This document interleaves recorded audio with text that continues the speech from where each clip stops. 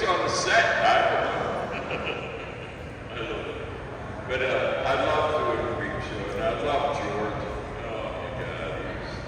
I ended up doing 3 films with him. Creep Show, Two Evil Eyes, and Cruiser.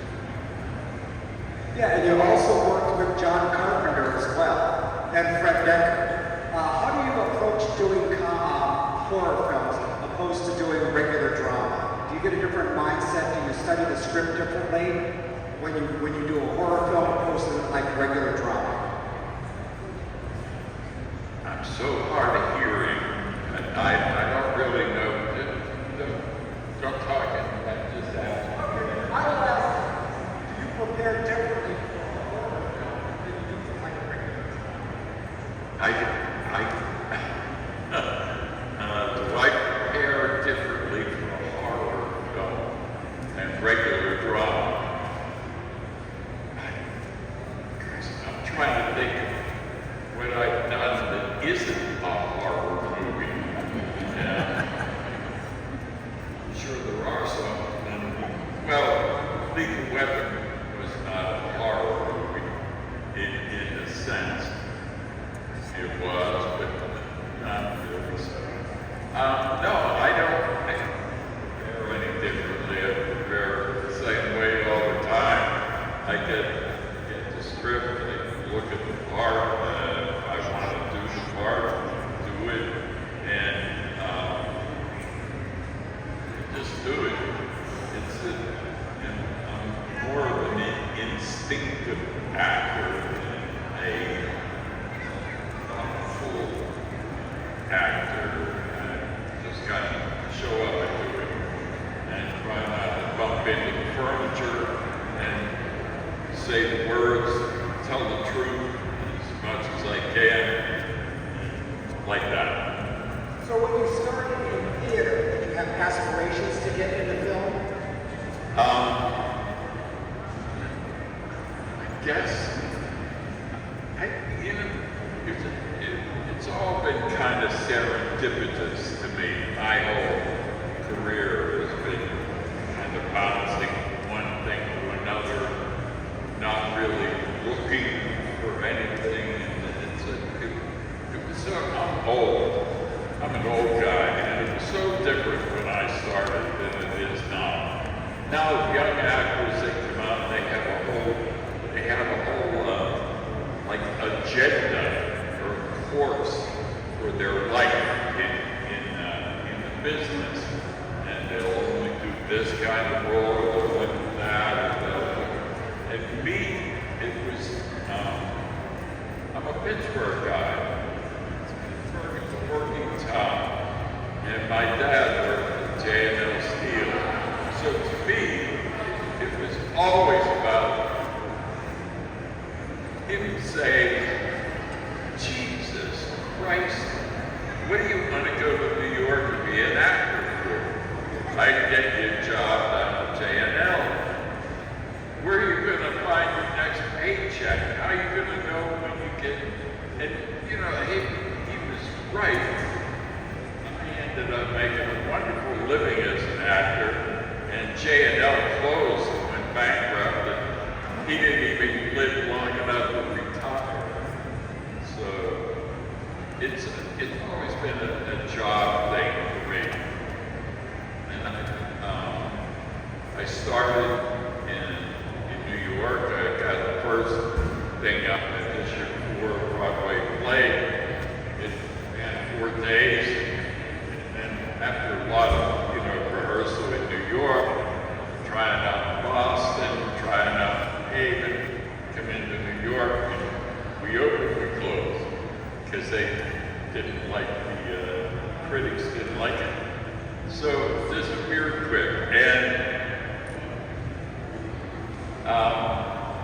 somebody saw it though, and invited me to come to the Longmore Theater in New Haven, where I ended up working 6 seasons, doing all kinds of wonderful plays and wonderful roles and wonderful actors. And I think I would have been perfectly happy staying in Longmore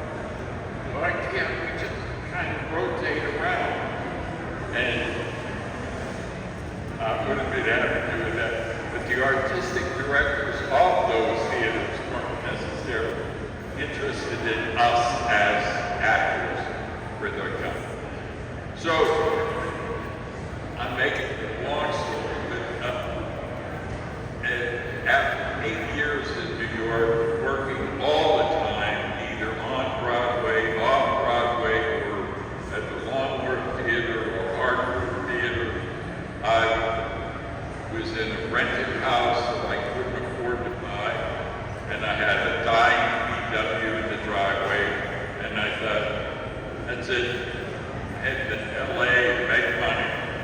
And that's what I did, and it worked out too.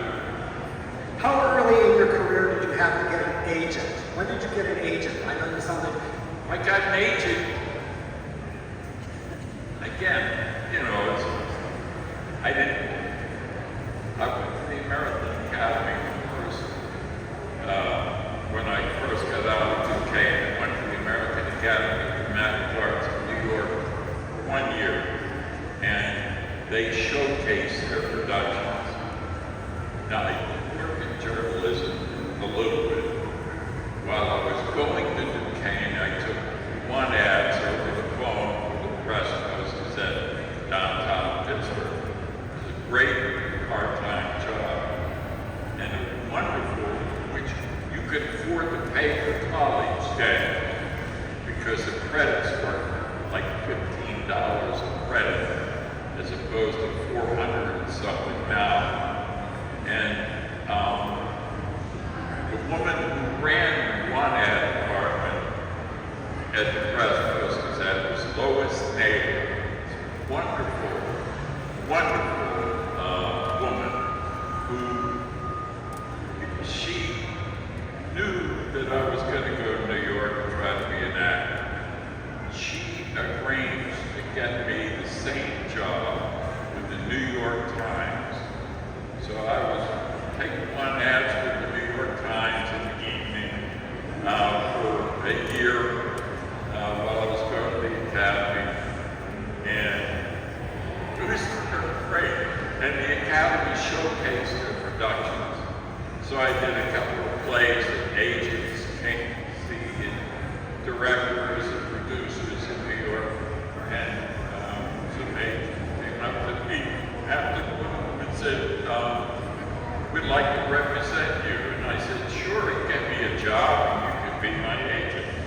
And they said, no, it doesn't work like that. We get you the audition, you get the job, and then we would arrange a contract for you, see what kind of money you can get for it. Okay, so they got me an audition, and I got the job, and they were my agent.